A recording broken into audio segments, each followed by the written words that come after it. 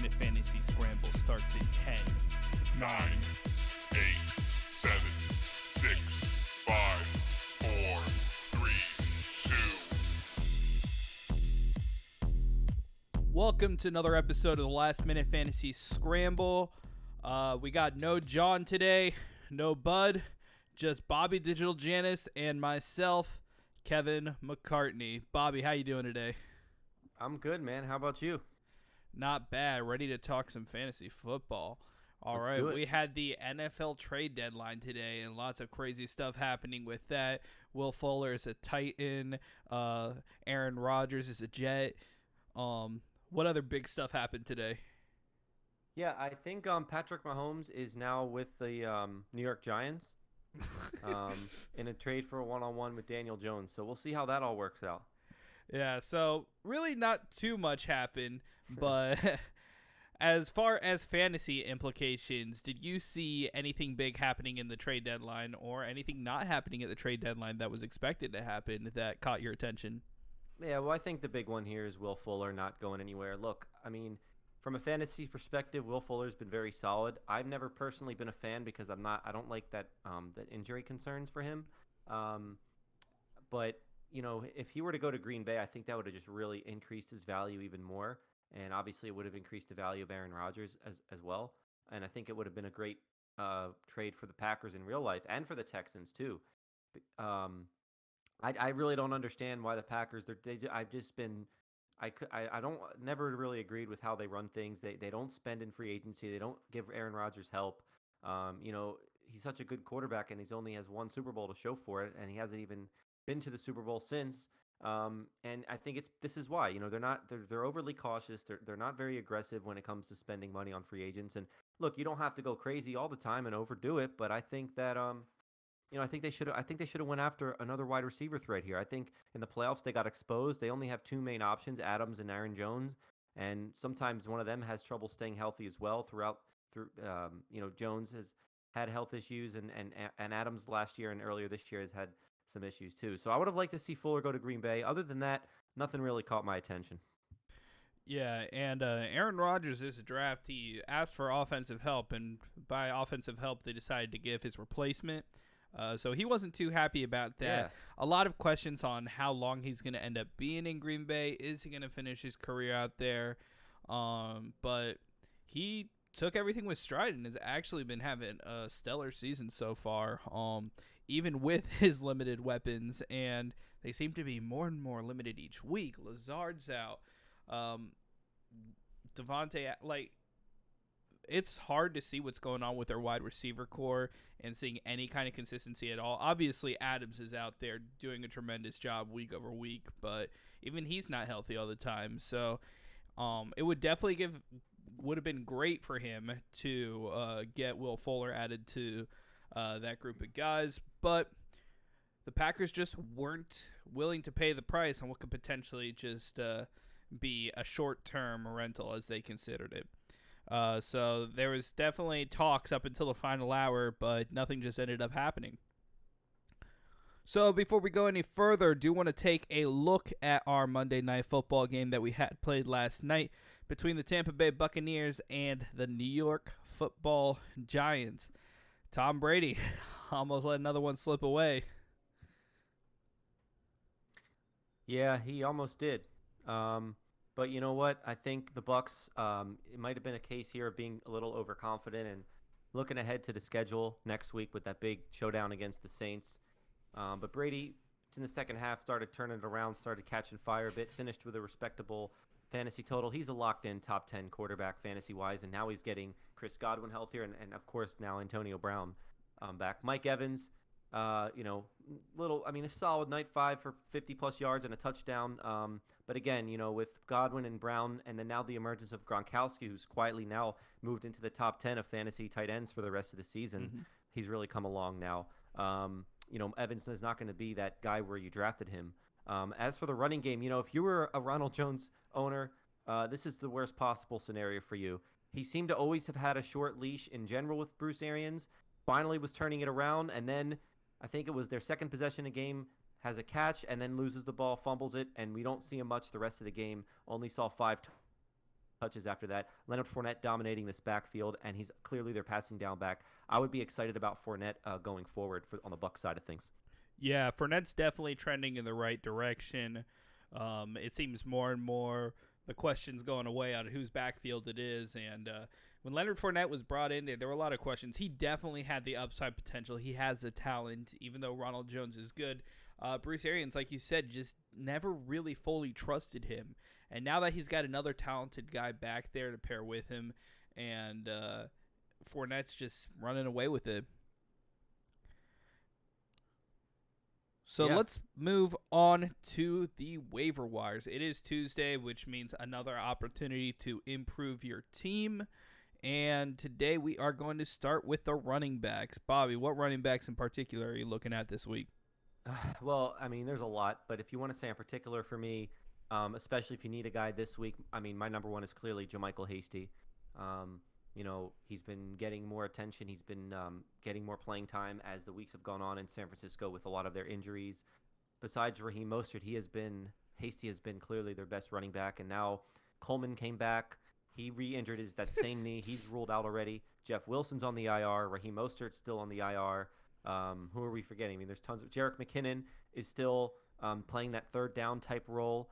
And look, who the 49ers, I mean, with Garoppolo injured and Kittle injured, and Deebo Samuel hurt, the ball, how else are they going to move the ball? The Packers have the 32nd ranked run defense in the NFL. You'd think it's going to be a heavy dose of JaMychal Hasty. I'm firing him up as a running back too with upside this week. So for me, in particular, he would be my number one option in the waivers this week if he's available. K-Mac? Yeah, JaMychal Hasty is definitely a good choice. Whoever's running the ball in the San Francisco 49ers offense, they're going to be able to move against that Packers defense with ease. But really, it seems like somebody else is getting injured every week for them. And it's just a rotation of next man up, next man to get injured. And right now, JaMychal Hasty seems to be the guy, or at least one of the guys, until, who knows, maybe he gets injured the next week. But we wouldn't wish that upon anybody. But for some of the waiver wire pickups I like for this week, take a look at Damian Harris. He is definitely racking up numbers. If he's still available in your league, he's available in 30.2%, or he's only taken in 30.2% of leagues. I would keep an eye on him this week going up against the New York Jets. Definitely a good matchup. Patriots, although they're not that great of a team themselves, they are likely to be ahead, so the great game script's going to favor him. Another one to look at, Matt Breida, with Gaskin being out for a few weeks. Definitely opens up that backfield again. Probably seeing Jordan Howard returning. And, that Miami Dolphins backfield is back in being up in the air again. Just one other guy that I'd like to take a look at. I mean, I've had him as my breakout player of the week for a couple weeks in a row. And then finally, the next week afterwards is when he really breaks out, and that is Buffalo Bills running back Zach Moss. He definitely made himself somewhat of a statement game this last Sunday. So, he's definitely another guy to take a look at. Did you have any thoughts, any other running backs that you're interested in this week? A lot of it depends on the injury reports, but, you look at some guys that have emerged due to potential injuries to their starters. I mean, in Seattle, DJ Dallas had a really nice game filling in for Hyde and Carson. Keep tabs on that situation, and if they're out, I think you can definitely roll out Dallas again as a spot start. Anytime the Seahawks always tend to go with a feature back, and whoever has that starting, kind of like San Francisco, whoever's the starter in that offense is going to produce, especially with the way that offense is playing. And then some other guys you might want to look at, Jordan Wilkins. Jonathan Taylor did not look very good at all, and they claimed that he has a low ankle sprain, and they're not very concerned about it, but, who knows? I'm not personally crazy about the Colts offense fantasy-wise. I don't like really Frank Reich's philosophy. I don't really like what they do in terms of how they play offense, but, Wilkins would be another name to consider. And you touched on Matt Breida, K-Mac, and, us being Dolphins fans, I think it goes back to, at least I really wanted them to draft one of those stud rookie running backs, and I think they to feature a guy. I think the Dolphins just need that feature guy, that 3-down superstar back, especially now with Tua to take the load off. And I'm not really excited about any of the other options that are there. Now that Gaskin's out for a little while. I mean, they brought in DeAndre Washington from Kansas City, but he's always been a backup. Matt Breida, never was able to handle a full workload at San Francisco. And then you still got Jordan Howard, who they paid all that money to, who's probably going to be active again and start vulturing goal line. So this smells like committee to me all the way, and I'm trying to avoid it. Speaking of committee, going up against a tough defense, what are your thoughts on the Green Bay Packers running back situation?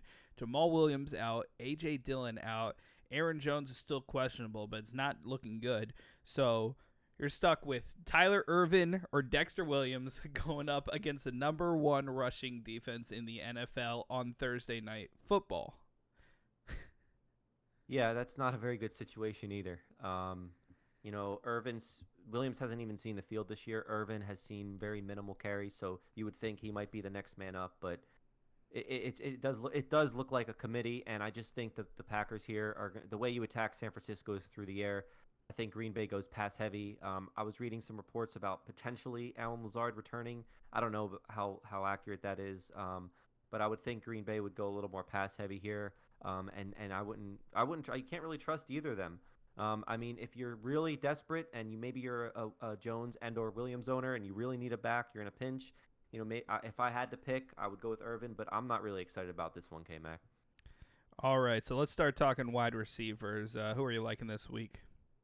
So some of these guys I'm seeing that have been dropped a few weeks ago or throughout the season, but I'm really liking. I love Corey Davis. Yep. Corey Davis missed some time with the COVID. Then he had a minor injury. Then they had a bye week and all that. But every time Corey Davis has played, you add up those point totals, and he would be the wide receiver 13 in PPR leagues. I mean, he's seeing consistent targets in a good offense, and people forget that he was a former first-round pick. I love Corey Davis as a long-term guy for the rest of the season. Me and you, K-Mac, earlier were talking about trades regarding Marvin Jones. Kenny Galladay, definitely not playing this week. It could be a week-to-week, multi-week injury. Jones, you would think, would be that number one target for Matt Stafford, and he has a great matchup against Minnesota. And then the guy John was talking about, Brandon Ayuk, the rookie. Again, Debo for San Francisco. Debo Samuel's out. George Kittle's out. I know they're starting Nick Mullins, but again, like we said, the ball's got to go somewhere. So I would definitely try to jump on Ayuk as well. Yeah, and Corey Davis is definitely on the top of my list. Love him. For a guy who's only owned in 36% of leagues, I don't think he has put up a single-digit game this year, has he? No. Yeah. Like I said, you put his numbers together, take away the times he's missed, he's the PPR receiver 13, number 13 overall. I mean, that's borderline wide receiver 1 in 12-team leagues. Yeah, he's definitely putting up numbers. Another guy who I'd like to take a look at is Mike Williams. He's been taken in a lot of leagues, but that offense is not going anywhere. And with Justin Herbert leading the charge there, no pun intended, see a lot of targets headed Mike Williams' way.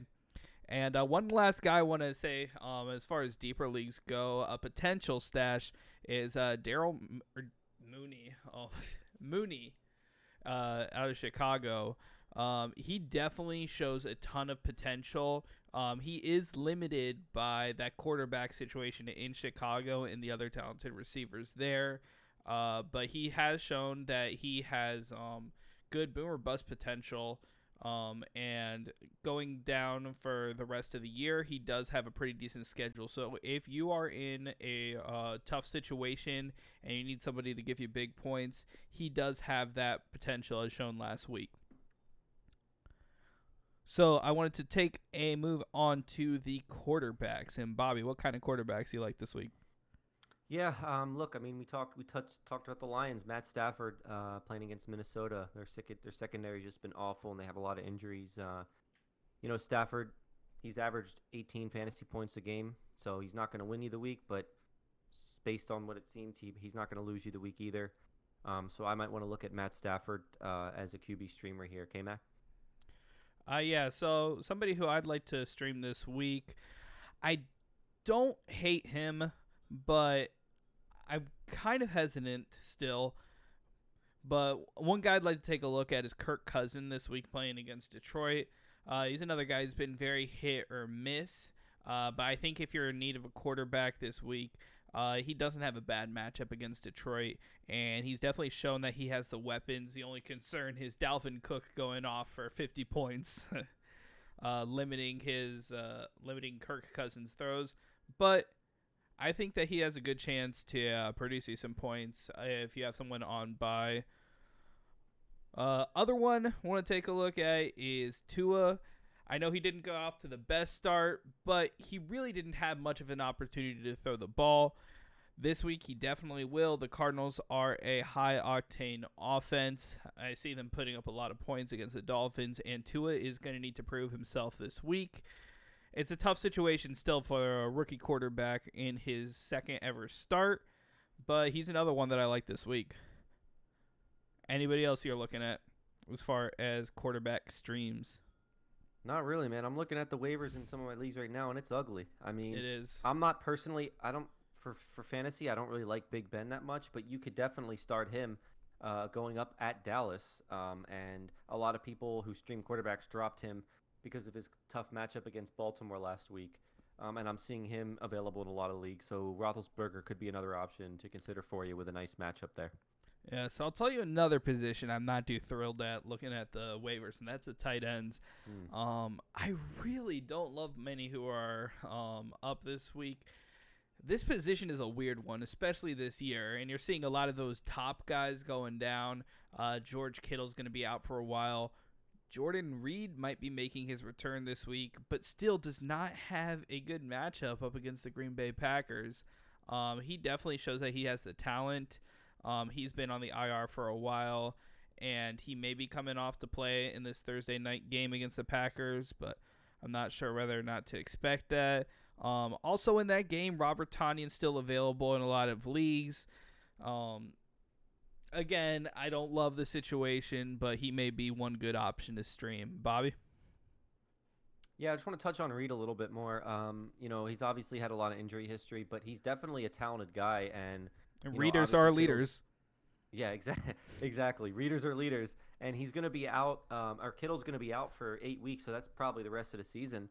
And again, like we said, the ball's got to go somewhere. And so, if Reed is activated and you're really desperate at tight end, I mean, I would take a chance on him, and he has potential. Again, if he stays healthy, to be a viable option for you. And then the only other guy, I know you mentioned Tanyan, the only other guy I would even think about is Trey Burton, but it's just yuck with the Colts. They still have a timeshare at tight end with Jack Doyle and Mo Alley Cox, but for some reason they're using Burton on the goal line as a wildcat guy. He's had 2 rushing touchdowns the last 2 games they played, and he is averaging a little over 5 targets a game. It's ugly, but everything else is just completely unplayable. So Burton might be a last ditch option, but don't be excited about it. Yeah, there's not much to be excited for. I'm excited that TJ Hawkinson's starting to finally show up as one of those top 5 tight ends all of a sudden. He's been consistently showing himself and coming out in the last minute to score his usual touchdown per game. And I'm just happy because at the beginning of the year, I wasn't sure about him. I've held on to him for a while, dropped him for a week, picked him right back up the next week. He was right there waiting for me. But yeah, I just had to fit Hawkinson in because he's my guy. He's been balling, man, especially the last 2 games off their bye week. He's seen his volume go up too, man. Yeah, and hey, Kenny G's out, so the ball's got to go somewhere, like we said. Yep. All For right, sure. So we are now in the sell high, buy low segment of the show. So Bobby, who are you selling high on this week? Well, I'm going to just talk about a sell in general. I'm definitely, like we talked about it last week, and I still think that you have to sell all Cowboys. I'm sorry, but I'm not. You got to try to bank on the name value of Zeke and try to see if you can get something in return. I mean, so Andy Dalton's out. Now Ben DiNucci looks like he's going to be out. So they're going to start, it looks like Cooper Rush, or there was some other guy and they're playing Pittsburgh, man. And they still have Baltimore on the schedule too.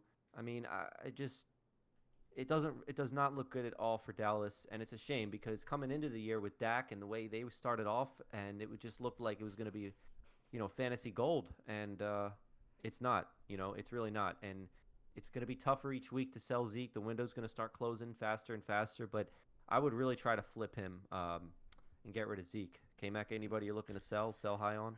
Yeah, I just want to touch base first with Zeke. He is dropping value fast, and it really doesn't it doesn't help if you look at the rest of the schedule and see that he may have the hardest strength of schedule out of any running back. And with the kind of situation he's in, the offense struggling, they're going to be behind a lot. I was actually big on buying Zeke last week. I still think that if you get the right deal, his upside's just too high to pass up on. You could still get him at a deep discount, but now I'm not too sure because it just looks really bad for him. Yeah, if you have a chance, take a flyer on him, but if not, yeah, you got to cut your losses. But someone who I'm selling high on this week, there are two, well, I'll say three. Bobby, I know you were talking about it a little bit with me before, but those Rams receivers put on a good show, and that's perfect trade bait for either Robert Woods or Cooper Kupp. I think that they are an up-and-down team, and I think if you want to get some value on them, this may be your best time after both of them had a good performance in their losing effort against the Dolphins. Had to throw in that it was a losing effort because I'm a Dolphins fan. But one other guy, there have been a lot of questions about him the last week, but he put on a good showing in what was a game just for fantasy sellers who were trying to get rid of him. This is your opportunity, but take a look at trying to sell Mike Evans. When you get Godwin back, when you get Antonio Brown, it's going to be crowded for him, and the ball can only get to so many people. So if you're trying to sell Mike Evans, this is the time to do it. Antonio Brown comes back next week. Chris Godwin, I don't even know what's going on with him. But, yeah, this may be a good time to sell on Mike Evans. So, Bobby, who are you buying low on this week? Yeah, real quick, too. I just like the call. I love the call on those Rams receivers as well. And in terms of a general sell, I like what you did, K-Mac. I love what you did when you sold Robinson in a trade today. Which one? I'm getting Allen Robinson. Well, actually, James, you could make the case, but look. I did sell both Robinsons, Allen and yeah, James, in a deal today for Calvin Ridley and Aaron Jones. So yeah. I mean, look, man, it's like these players are super talented, of course, and they're still producing. But it just the teams that they're on, man, it can be when you're deciding between two similar players. Sometimes the team that they're on, it can be a really good way to help you figure out who you'd rather have. And I watched that Bears game against the Saints, and I watched the whole game against the Rams, and they're just not a good football team offensively. The play calling's horrible, and again, not to say they're not going to be assets moving forward like Robinson, Montgomery, but if you can sell them for a higher value than what they really are, or maybe buy low on somebody that we'll talk about in a little bit, I would do it, man. I mean, bad teams really hurt fantasy-wise. That's just how it is. And same thing with James Robinson, man. The guy's incredible talent. I mean, they found him I think he was undrafted. I don't know. Was he undrafted, K-Mac? That I do not know, but he I know definitely came out of nowhere. It came out of nowhere, and he's looked really good. But man, like Minshew's out, the team stinks, and they have Jake Luton starting at QB now for the foreseeable future. I mean, it's just going to be a lot tougher for J-Rob. Not saying, again, he's not going to be good, but see if it's hard to be a good running back on a team that's behind a lot. And that goes without saying because you're not going to be able to run the ball when you're down 28-3. So it's going to be tough situations for them, and especially without a quarterback. Yeah, he may just be that looter in a riot. He probably will still rack up a lot of points for you.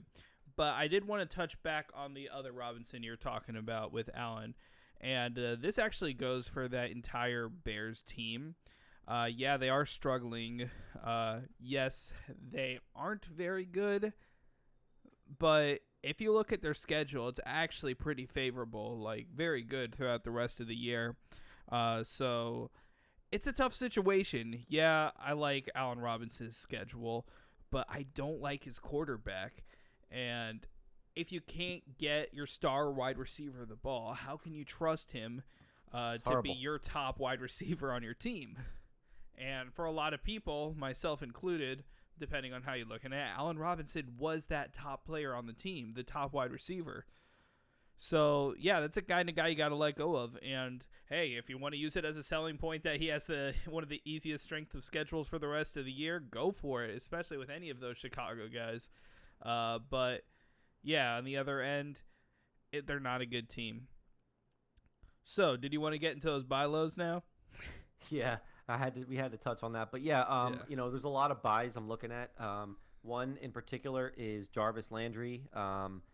He only had 4 for 52 last week, but he saw 11 targets. We know OBJ's out for the year, and we know that once Chubb comes back after the bye week, they're going to be, of course, a run first team.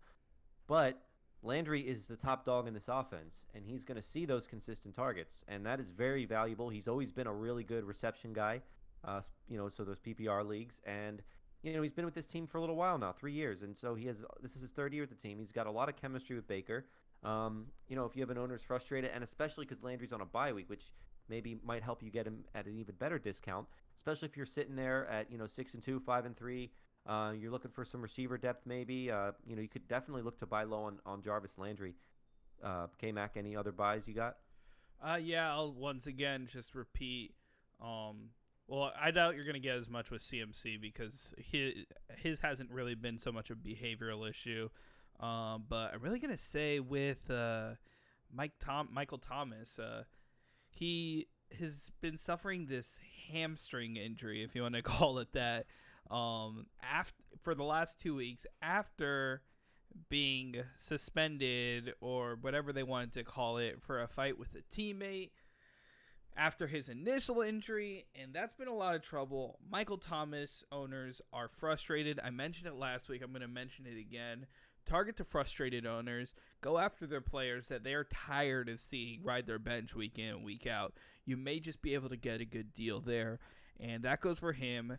That goes for CMC, although not so much this week. I think most CMC owners are going to be smart by now and know that he's likely coming back this week. A little bit like I was saying towards Ezekiel Elliott, I'm kind of on the fence with him now. I'm not sure.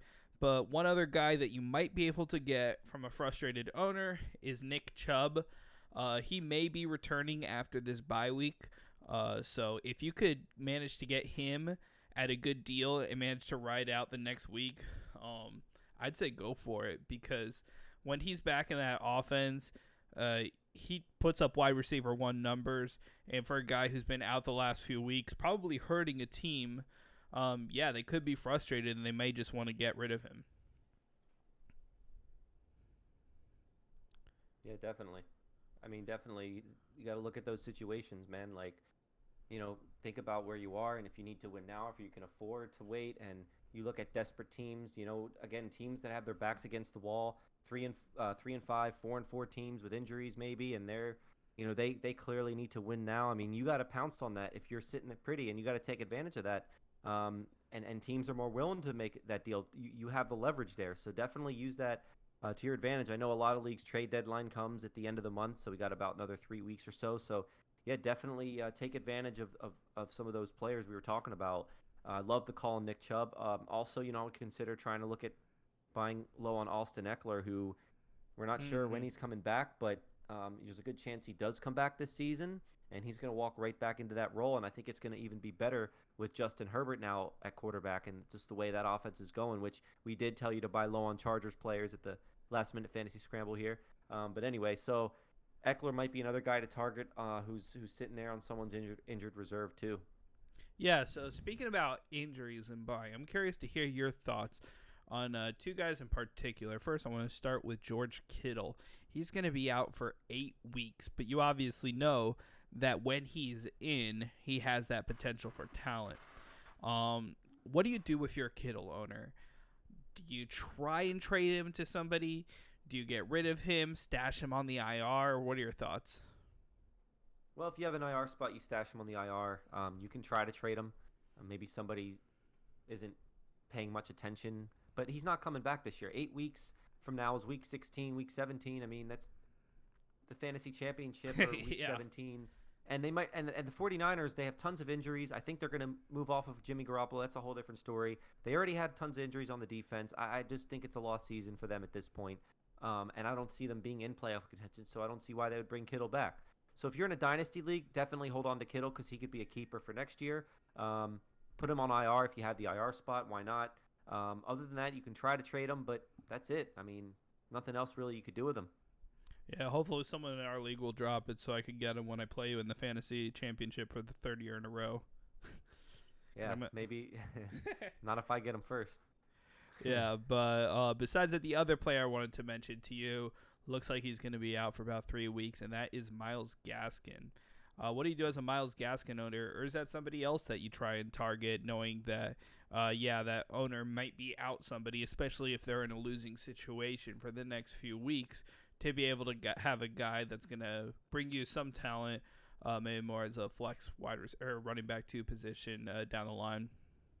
Yeah, I like to call him buying Gaskin. I mean, I wouldn't go crazy trying to buy him, but you could find him at the right price, and if he fills a team need, he can definitely be a serviceable running back 2/flex option for you. The Dolphins do have a favorable schedule after this Arizona game, and when Gaskin comes back, he's been handling a feature workload, and I don't see why they would change that.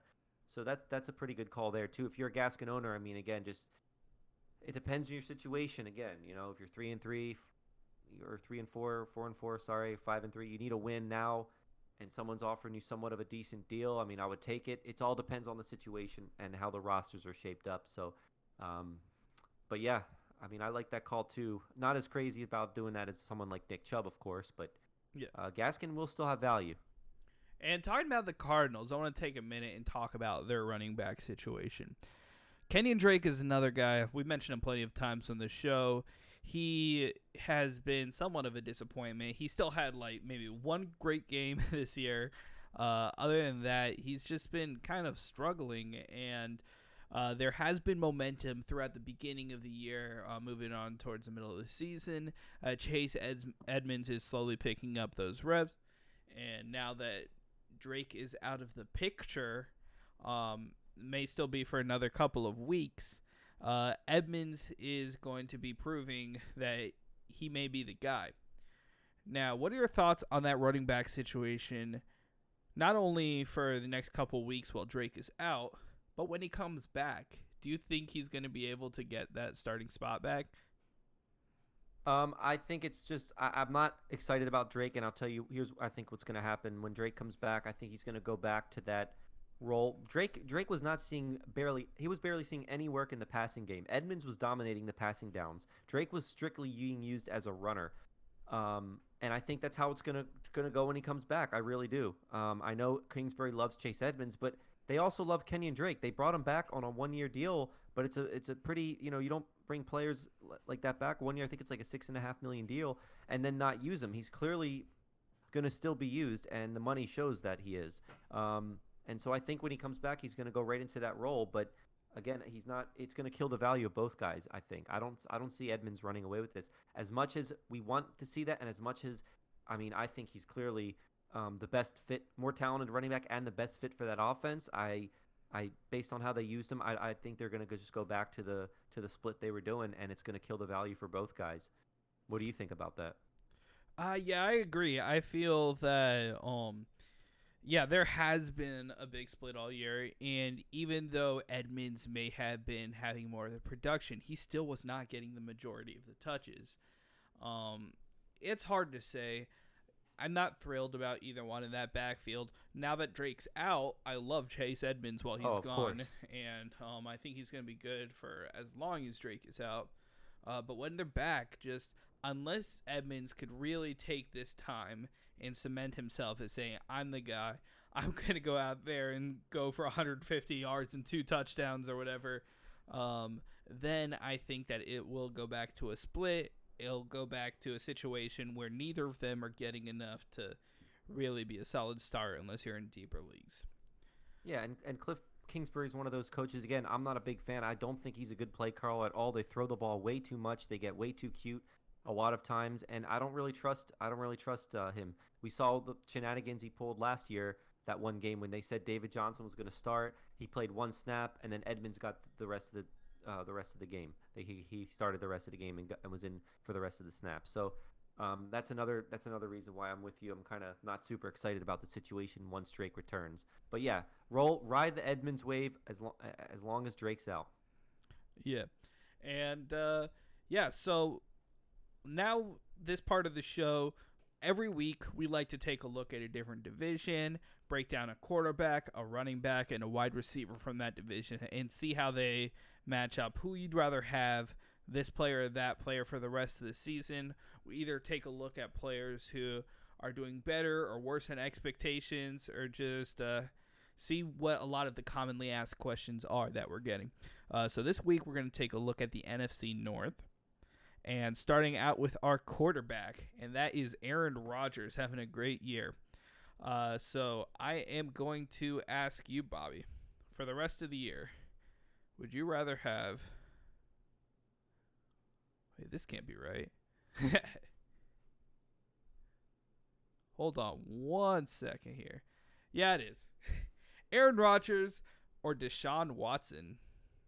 Yeah, I'm taking Deshaun Watson. I love his rest of season schedule. I just acquired him in a league, actually. He has more rushing upside than Rodgers, and they're both neck and neck in terms of where they are in fantasy points.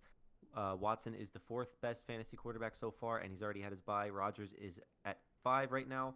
It's close. Obviously, all of these are going to be close, but I'll go Watson here. Would you rather have Aaron Rodgers or Josh Allen? I knew that one was coming. No, I'm going to take Rodgers. I'm not a fan of Josh Allen's schedule. He's looked really shaky. He has that solid rushing floor, but his passings look really shaky. I trust Rodgers more in the passing game. Give me Rodgers. And you could probably guess who this third person's going to be. Let me see you guess. Lamar Jackson or Aaron Rodgers? No. Really? No. Justin Herbert. There you go. Justin Herbert or Aaron Rodgers. Yeah, now here I'm going to go with Herbert because the guy's just been a flat-out stud. And their schedule is just so beautiful. And Herbert does have, again, that rushing upside more so than Rodgers. I didn't think I'd ever say that, but coming into the year, we didn't think we'd be comparing Herbert and Rodgers. But I'm gonna go with Justin Herbert here, man. Ride the wave. We normally do 3, but just because you asked, I'm gonna throw in a bonus: Lamar Jackson or Aaron Rodgers. Give me Aaron Rodgers. Look, we talk about it. The calls that we made correct, and I'm gonna admit the calls that we made wrong, and I was really wrong about buying low on the Ravens last week. I know it was a tough matchup, but they lost Ronnie Stanley, and Lamar Jackson, he just doesn't look quite the same, and I think maybe he's dealing with some sort of nagging injury, or maybe the defenses are just figuring him out. Hollywood Brown posted on Twitter the day after their game, he kind of was throwing shade like, hey, I want the ball. Well, I don't know why we're throwing it, and I don't understand, K-Mac. I don't know if you agree with me or not, but like, J.K. Dobbins, man, like, he's a really good pass-catching back. I don't understand why they don't set up more screens to their running backs, why they don't do more short passing to their backs and give Lamar Jackson some confidence, get him some easy throws. And these gimmicky offenses that, like, the Ravens were running last year in San Francisco, like, they don't work after a while. Like, you have to have a pro-style offense, and teams are going to figure you out. And I think they should switch things up a little bit because I think teams are really just catching on. So, anyway, got a little off topic, but that being said, I'm going to take Aaron Rodgers over Lamar rest of the season. Yeah, and to answer your question, I think that the Baltimore Ravens have one of the most talented but most underutilized running back groups in the entire NFL. Yeah, man. I feel that squad has so much potential, and especially moving them in with a guy as talented as Lamar Jackson and all the options that they have. I don't know why their running backs aren't used as much as they are. Talking about J.K. Dobbins, like, he was one of the most talented guys coming out of the draft. You look at him, and he's just not used. I feel that way about DeAndre Swift too, but we'll get into that. Actually, we'll get into that now. Moving on to the Detroit Lions. Do it. Would you rather have, for the rest of the year, DeAndre Swift or Darrell Henderson? Both coaches are. I used to like Sean McVay too. Too cute for you? This year, yeah. Darrell Henderson's been their best running back. It's clear. Pro Football Focus has him rated in the top 5. And yet they still insist on throwing Malcolm Brown in there. They still insist on using Akers. And How many leagues do you own Henderson in? 0. I Oh. had him in a few, and I traded him because of that committee situation. And then Swift. I mean, you're still running Adrian Peterson. Kerryon Johnson caught a touchdown. Matt Patricia's an awful coach, and now with Galladay out, I mean, teams might try to hone in on their run more. I don't know, but I'll still go with Henderson here. Once he gets back from the injury, I think he still ends up being the quote unquote starter, and he's guaranteed maybe 12 to 15 touches. Swift, he still got Adrian Peterson playing more snaps than him, so I'll go with Henderson there, but I'm not excited about either. I want to hear your thoughts on that though, K-Mac.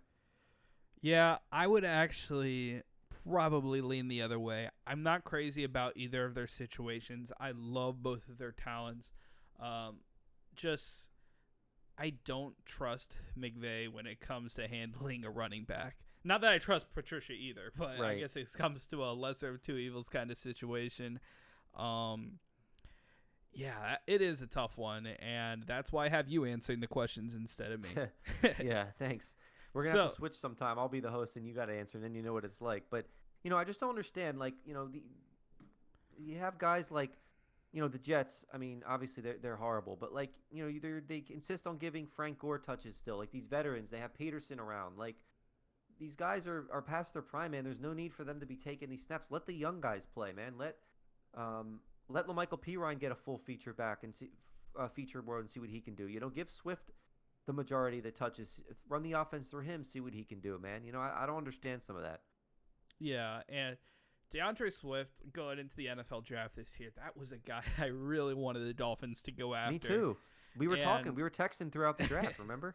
When the Dolphins got around to their last pick in the first round and Swift was still available. So was Clyde Edwards-Helaire, but I did not expect him to be that top guy. DeAndre Swift was the guy I really liked this year. And I feel he goes to Detroit and he's just wasted there. And the few times that he's been allowed to shine, he's really proven that he's the guy. But why isn't Matt Patricia using him more? I don't know. And then don't even get me started with Kenny Galladay's just been an absolute stud. And they still won't pay him. They have Patricia, I don't know, maybe he has some sort of issue with Galladay. I don't know. They're very coy about him. Now, obviously, with the injury, it's tough. There was even rumors of him being traded to the Giants. I mean, like, I heard Galladay forgot to return Matt Patricia's pencil one time when he asked to borrow it. Oh, well, then that's a no-no. That's you're in the doghouse then. You can't touch Matt Patricia's pencil. Yeah, that's it. Now it all makes sense. Now I understand why. All right. So for the rest of the year, would you rather have DeAndre Swift or Ronald Jones II? I'm going to go Swift because of what happened on Monday night. That's it. I mean, for some reason, they have that leash on Jones. We talked about it. I think for some reason, I think that Fournette is just straight up the more talented of the two. Oh, no, I agree, for sure. I agree.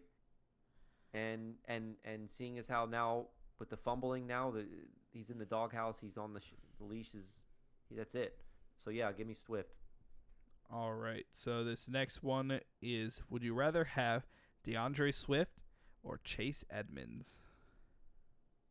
Obviously for the next few weeks, I'd rather have Chase Edmonds. But season long, give me Edmonds too, man.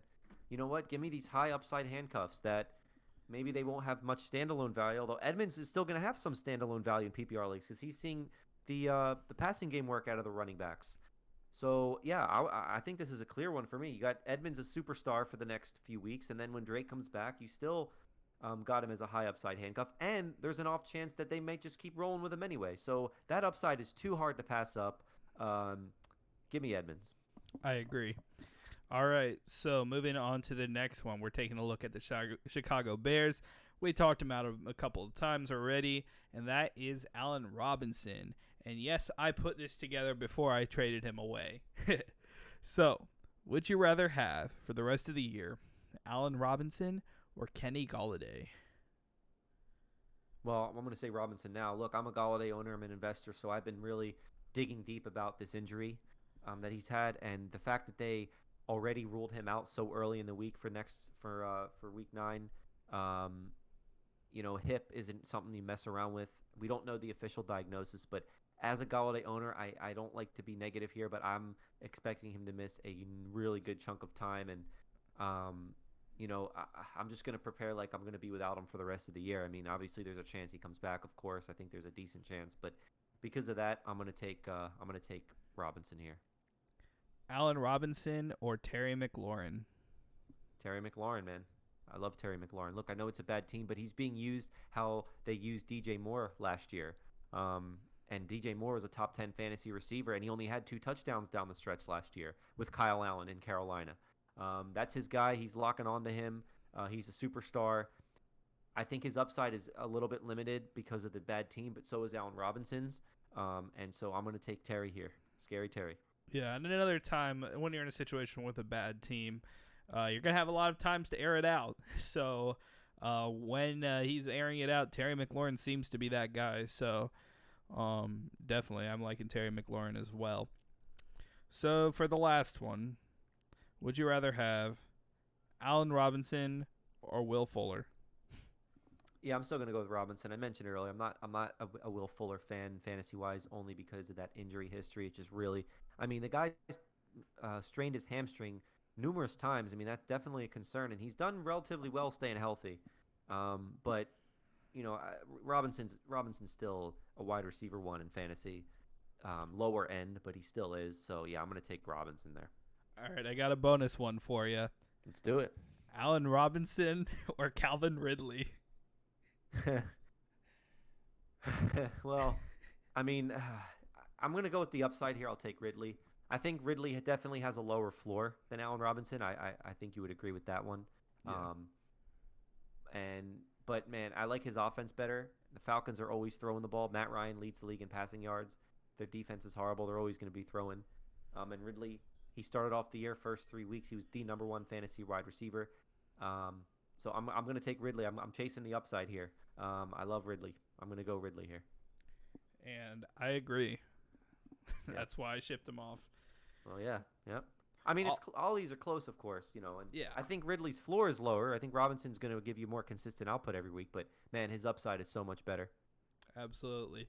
So now I want to move on to your questions, and we will start with this one, which actually stood out to me because these are 2 of my guys. But Kelton asks, Joe Mixon or Miles Sanders rest of the season?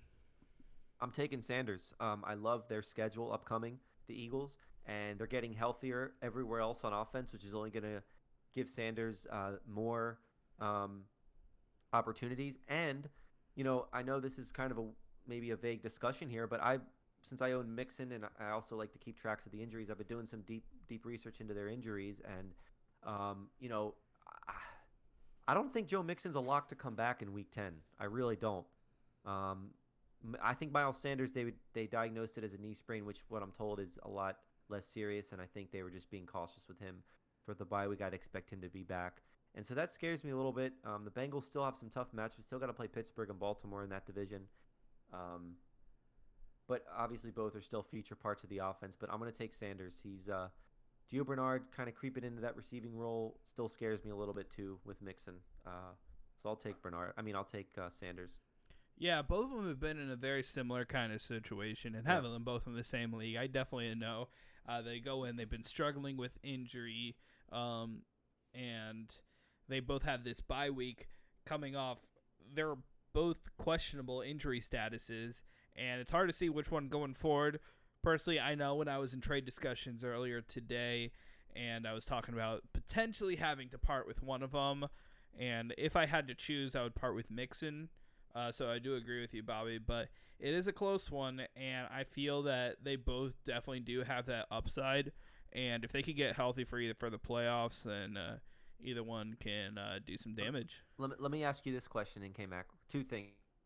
First of all, since you have both anyway, if you had to sell, or no, I'm sorry, let's say you wanted to, so let's say you're trying to sell them, each one. Who do you think you would get more value for?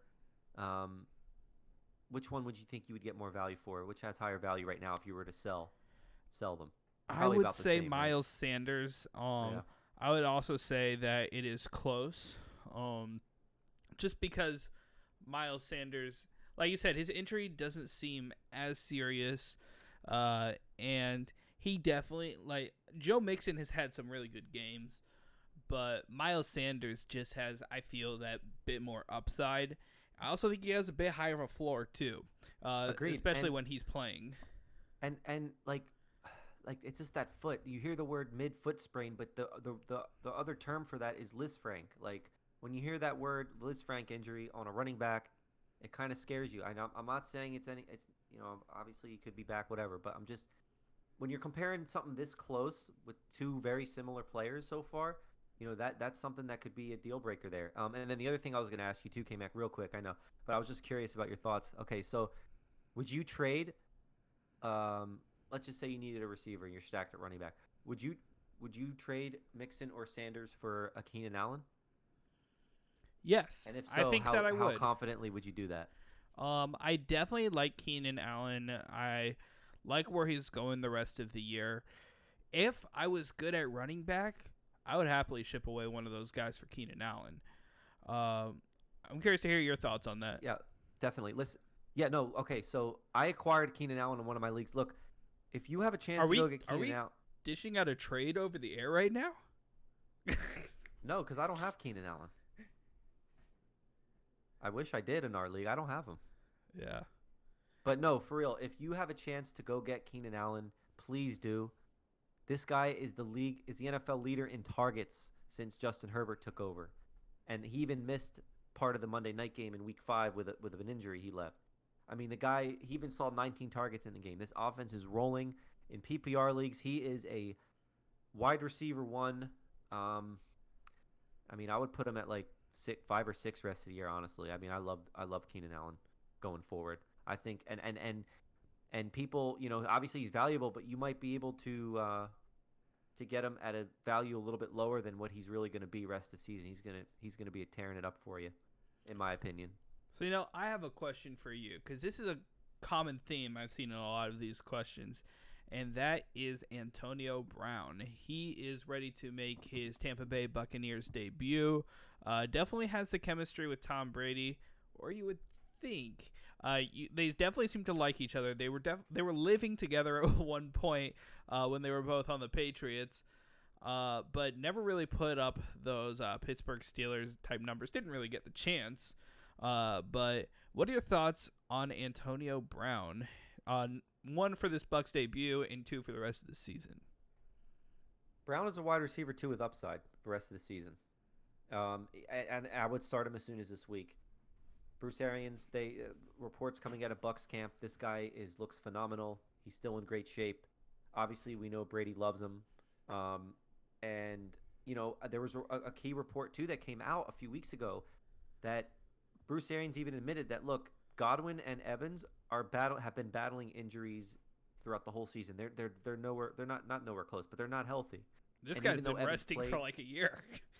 What's that? This guy's been resting for over a year. And and I mean, I think they're going to go on a tear, man. I mean, look, Antonio Brown is not going to be the guy, that number one overall wide receiver type guy. At least I don't think because there's still a lot of targets that have to go around. They still got a lot of targets, and they have a good defense, and they do like to run the ball as well. They're going to ground and pound with Fournette at times, I think. But man, I think he's a very, very, very solid wide receiver too with that upside. So I'd love Antonio Brown rest of the season. Hopefully, obviously, he can keep it together. Off the field, that's kind of the big concern with him. But I think it's a risk you have to be willing to take.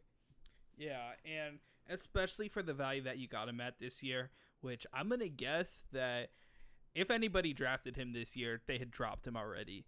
And if you're going to be starting Antonio Brown, this is a guy you picked up of waivers or as a free agent, so you're really not losing too much.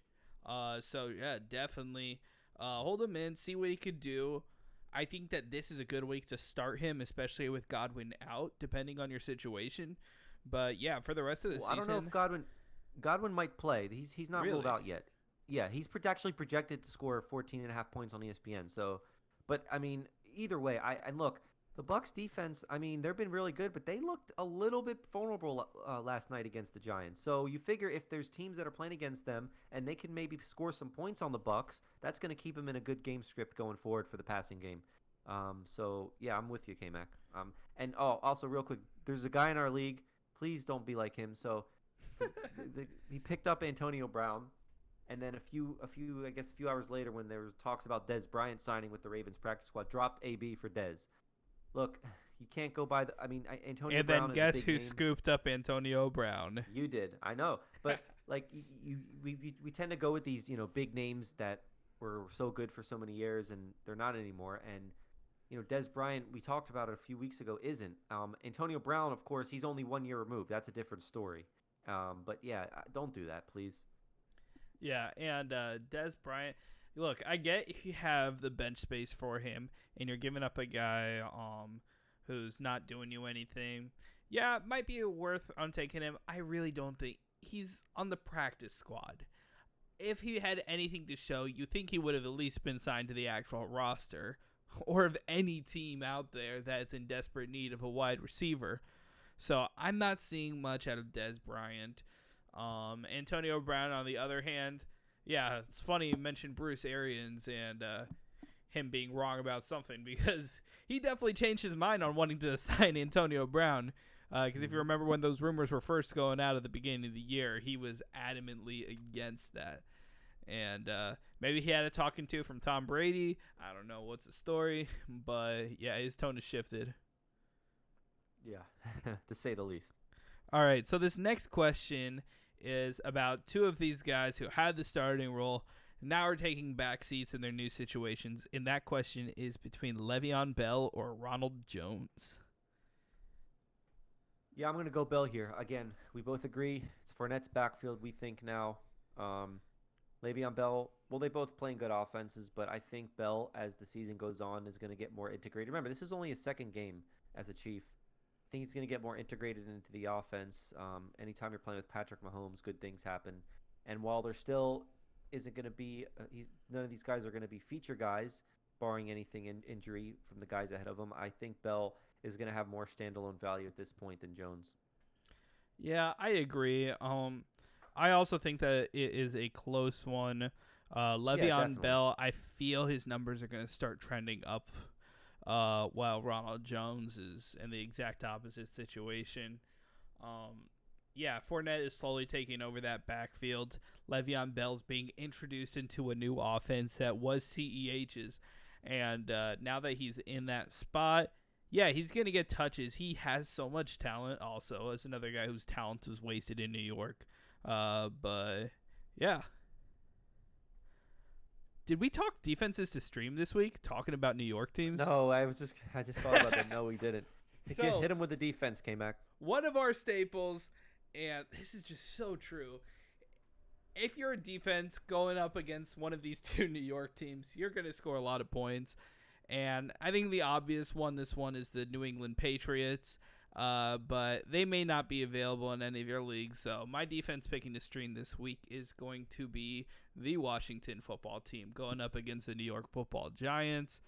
Yeah, I don't have much more to say there except for the Giants. Well, the Giants did actually look pretty good against that Tampa Bay Buccaneers defense. Not good enough to win the game. And the Bucs defense is actually pretty good, but I'm not expecting a repeat of that. I think that the Washington defense is going to do well, but I'd like to hear your thought as the defense to stream. Yeah, like the Washington called. For me, there's 2 or 3 more interesting ones here. You could go the opposite side and go with the Giants defense against the football team. I know you streamed them against me a few weeks ago when we played against each other, K-Mac. They actually had a pretty good game. They had the defensive touchdown. They had 13 points. They're a top 12 defense still, and they looked pretty good holding Brady in that first half. They're not the worst defense in the world. I think Joe Judge has them playing some solid defense. They got Jabril Peppers back there, that stud from Michigan. And obviously the football team does not have a very good offense. I'm looking at the Texans again. Again, their unit as a unit, they're not very good. But look, you got to look at the matchups. They're playing Jake Luton from Jackson, who's starting for Jacksonville.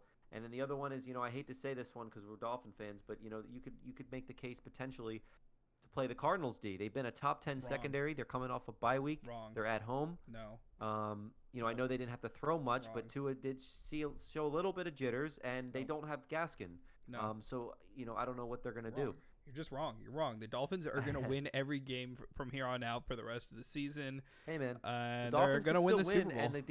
and the defense can score good fantasy points if they get like a defensive touchdown or something. But No, Tua's going for 50. hey man, you know what? I mean, what are we gonna do if he does actually? I will be starting him next week over Josh Allen if he There you does. go. There you go. All right, so before we close out today, we have a Thursday night football game coming up, and that means it's time for our breakout player of the game. This is where we choose the player that we feel is going to go higher than ESPN projections in a PPR league. Last weekend, I believe that Bud won with his choice of, who did he choose again? Gus Edwards. Gus Edwards. Yeah, Gus Edwards is actually a last-minute pickup I made to my team. Still didn't do me good enough. But moving on to this week. Bobby, who is your choice for breakout player of Thursday night football? Talked about him in the top of the up top of the show. It is JaMychal Hasty. It's a clear one for me, as clear as ever. He is projected 14.7 PPR points in ESPN, so they're giving him his respect. But he's going for 20 plus here. He's the feature back. I mean, I've watched film on him. I've read his draft profile. There's a lot of different things that seem like the stars are aligning for this game. 32nd ranked Packers run defense. No other way to go here. They're not going to – you got Nick Mullins starting. They got weapons down. Shanahan's zone scheme is very good. And he's just an extremely talented back. People were surprised he went undrafted even. He went as late as the 7th round. That's where the 49ers got him. Give me JaMychal Hasty, man. I think he's going off. I agree with you. I really like Hasty. I don't love him compared to his ESPN projections this week. I think that 14 points is pretty right on the money, especially if he's going to be splitting the carries.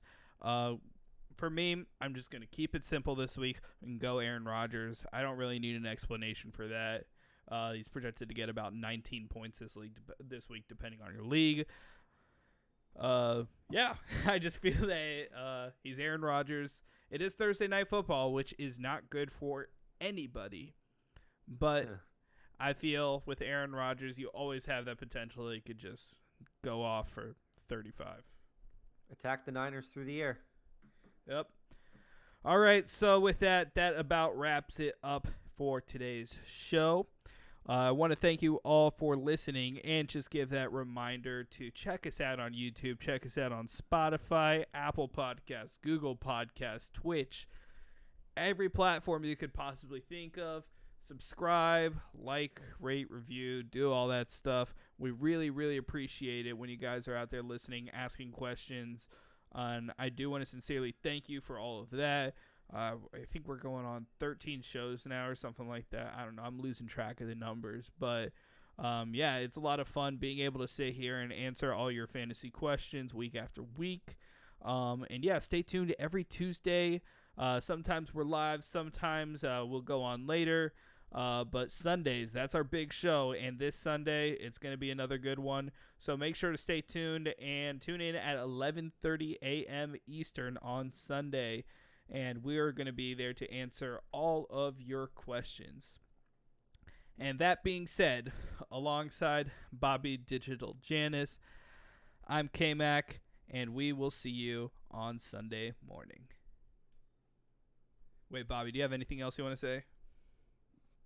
I mean, I have some advice if you want to hear it. It's kind of like For me or for the audience? For the audience and you, like anybody playing fantasy. Okay. Like, with the amount of injuries this year, and especially to the running back position, and I've been forced into this, but like those high upside handcuffs like Chase Edmonds or Jamal Williams or Giovanni Bernard or guys like that, or Boston Scott, those guys are valuable, and we've seen it, and we've seen them come in and produce. So I would definitely those guys are valuable, and if you have them, hold on to them. Maybe try to trade the owner of the If you have the handcuff, trade Maybe the pick owner up 10 handcuffs and of the then starter. just have a whole squad of backup running backs. Basically, Is that I what mean, you're saying? if you lose your second overall pick with a torn ACL in week 2, that might have to be your option. But sometimes you have to do that and play the wire, look for injuries. Those guys are valuable, especially in a crazy season like this. But again, we mentioned it earlier. Another thing, real quick, is like just enjoy and be thankful for football, man. Because there was times that it was going to be threatened that the season could be canceled. We had a lot of COVID mayhem. Thankfully, not as much. We still have some, but it's still been going on, and it's been a rough year, 2020. I know for a lot of people, and me included. So just enjoy it, man. Enjoy this and enjoy watching the games and having fun. Yep, life's a beach, and we're all just playing in the